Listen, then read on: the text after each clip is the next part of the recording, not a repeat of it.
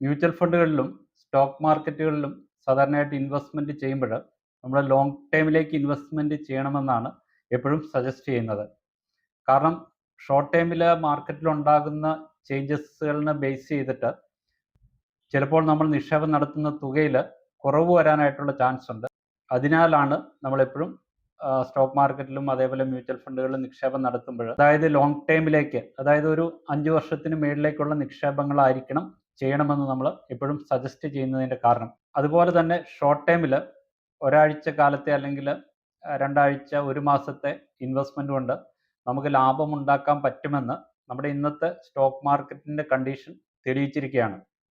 ഇന്നത്തെ വീഡിയോയിൽ ഞാൻ മെയിനായിട്ട് ഡിസ്കസ് ചെയ്യുന്നത് എൻ്റെ തന്നെ ഒരു ഇൻവെസ്റ്റ്മെൻ്റ് ആണ്. പലപ്പോഴും ഞാൻ വീഡിയോകൾ പോസ്റ്റ് ചെയ്യുമ്പോൾ പറയാറുള്ളത്, നമുക്ക് സ്റ്റോക്ക് മാർക്കറ്റിന് ടൈം ചെയ്യാനായിട്ട് സാധിക്കില്ല.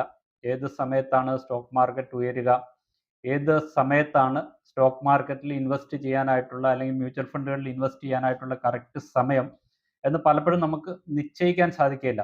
സ്റ്റോക്ക് മാർക്കറ്റും അതേപോലെ തന്നെ മ്യൂച്വൽ ഫണ്ടുകളുടെ പെർഫോമൻസ് എല്ലാം ഡെയിലി ബേസിസിൽ മറ്റും മോണിറ്റർ ചെയ്യുന്ന വ്യക്തികളാണെങ്കിൽ തീർച്ചയായിട്ടും അവർക്ക് ഇതേപോലെയുള്ള നിക്ഷേപങ്ങൾ നടത്തി പലപ്പോഴും ലാഭം ഉണ്ടാക്കാൻ സാധിക്കുമെന്ന് ഞാനിവിടെ നടത്തുന്ന പ്രസൻറ്റേഷനിൽ നിന്ന് നിങ്ങൾക്ക് മനസ്സിലാവും. ഞാൻ എല്ലാ സമയങ്ങളിലും ചെയ്യുന്നത് പോലെ തന്നെ ഞാൻ സ്റ്റോക്ക് മാർക്കറ്റ് കുറഞ്ഞിരുന്ന സമയത്ത്, അതായത് 7 ഏപ്രിൽ 2025 നിഫ്റ്റി 22,161, ആ ദിവസം നിഫ്റ്റി ഇൻഡെക്സിൽ ഏകദേശം 3.25% ഇടിവാണ് നേരിട്ടത്. ആ ദിവസം തിരഞ്ഞെടുത്ത മ്യൂച്വൽ ഫണ്ടുകളിൽ നിക്ഷേപം നടത്തിയിരിക്കുന്ന വ്യക്തികൾക്ക് ഒരുപാട് ഗെയിൻ ലഭിച്ചിട്ടുണ്ട്. ഞാനും ഒരു ഇൻവെസ്റ്റർ എന്ന നിലയിൽ 7 ഏപ്രിൽ 2025 എൻ്റെ ഇൻവെസ്റ്റബിൾ എമൗണ്ടിൻ്റെ ഒരു സർട്ടൻ പെർസെൻറ്റേജ് ഞാൻ മ്യൂച്വൽ ഫണ്ടുകളിൽ ഇൻവെസ്റ്റ് ചെയ്തിരുന്നു. ആ മ്യൂച്വൽ ഫണ്ട് ഇൻവെസ്റ്റ്മെൻറ്റിൽ നിന്ന് 2 ആഴ്ച കൊണ്ട് എത്ര ഗെയിനാണ് എനിക്ക് ലഭിച്ചിട്ടുള്ളതെന്ന് ഒരു പ്രസൻറ്റേഷൻ്റെ സഹായത്തോടു കൂടി ഞാൻ എക്സ്പ്ലെയിൻ ചെയ്യുന്നുണ്ട്. ഈ കുറഞ്ഞ 2 ആഴ്ച കാലം കൊണ്ട് ഈ പറഞ്ഞ നിക്ഷേപങ്ങളിൽ നിന്ന് ഏകദേശം 120% കൂടുതൽ ആനുവലൈസ്ഡ് റിട്ടേൺ ഇതേപോലെയുള്ള ഇൻവെസ്റ്റ്മെൻറ്റുകൾ ജനറേറ്റ് ചെയ്തിട്ടുണ്ട്.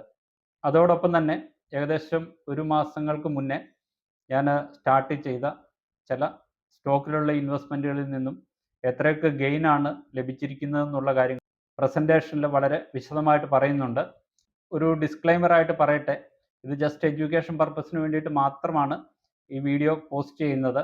ഇതിൽ പറഞ്ഞിരിക്കുന്ന സ്റ്റോക്കുകളോ അല്ലെങ്കിൽ മ്യൂച്വൽ ഫണ്ടുകളോ നിങ്ങൾ ഇൻവെസ്റ്റ് ചെയ്യാനായിട്ടുള്ള ഒരു റെക്കമെൻഡേഷനായിട്ട് കണക്കാക്കരുത്.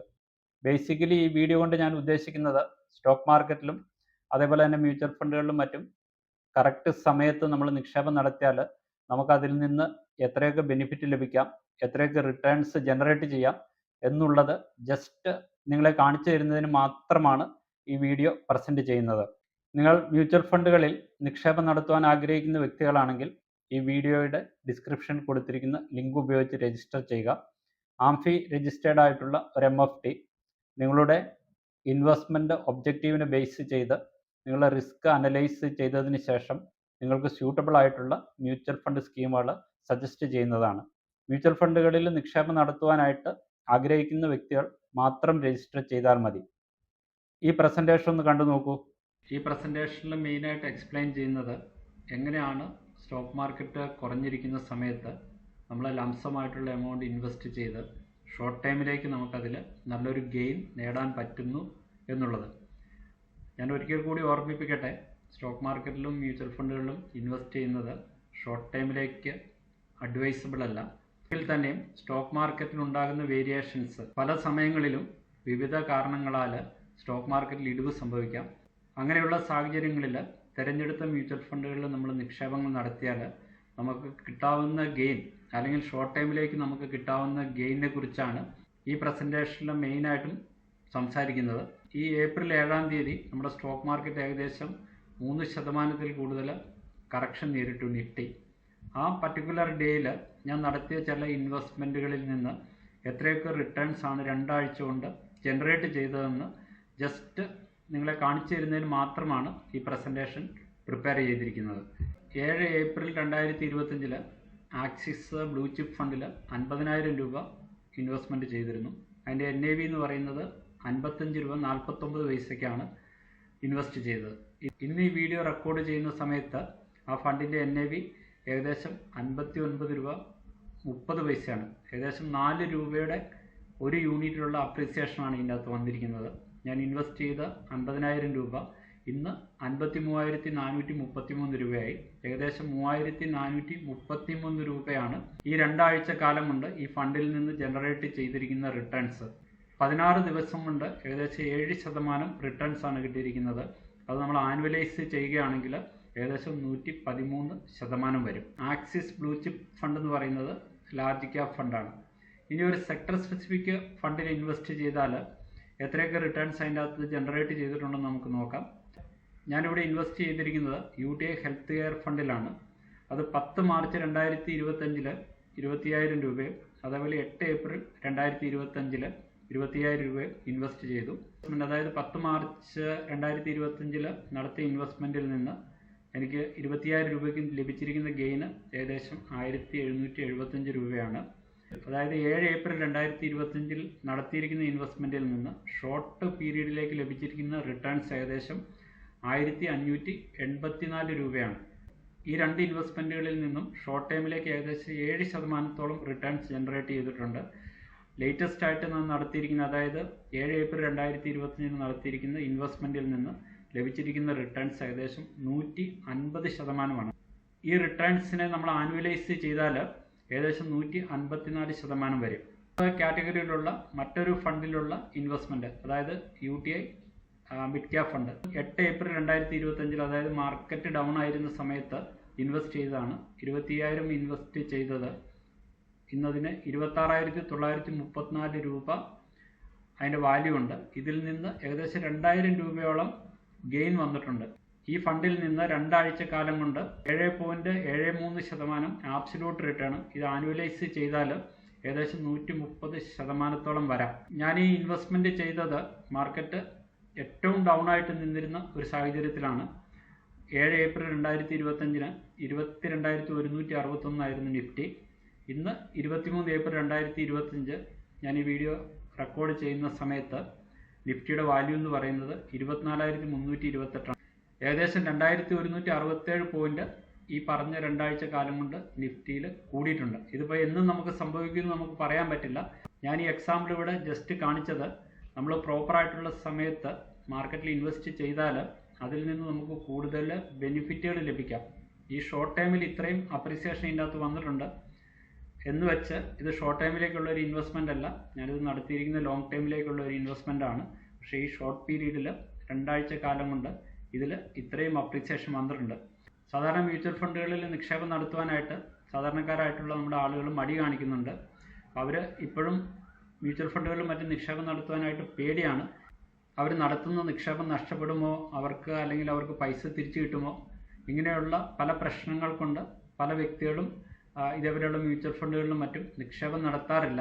ഇവിടെ നിങ്ങളിപ്പോൾ കാണുന്നത് കഴിഞ്ഞ ഒരു മാസത്തിന് മുന്നേ സ്റ്റോക്ക് മാർക്കറ്റിൽ, അതായത് ഒരു പുതിയ ഡിമാറ്റ് അക്കൗണ്ടിൽ തുടങ്ങിയ ഇൻവെസ്റ്റ്മെൻ്റ് ആണ്. ഇതിൽ നിന്ന് ഏകദേശം 13.27% ആബ്സല്യൂട്ട് റിട്ടേൺസ് ആണ് ജനറേറ്റ് ചെയ്തിരിക്കുന്നത്. ഏതൊക്കെ ഷെയറുകളിലാണ് ഇൻവെസ്റ്റ് ചെയ്തിരിക്കുന്നത് എന്നുള്ള കാര്യങ്ങൾ ഞാനിവിടെ ഹൈഡ് ചെയ്തിരിക്കുകയാണ്.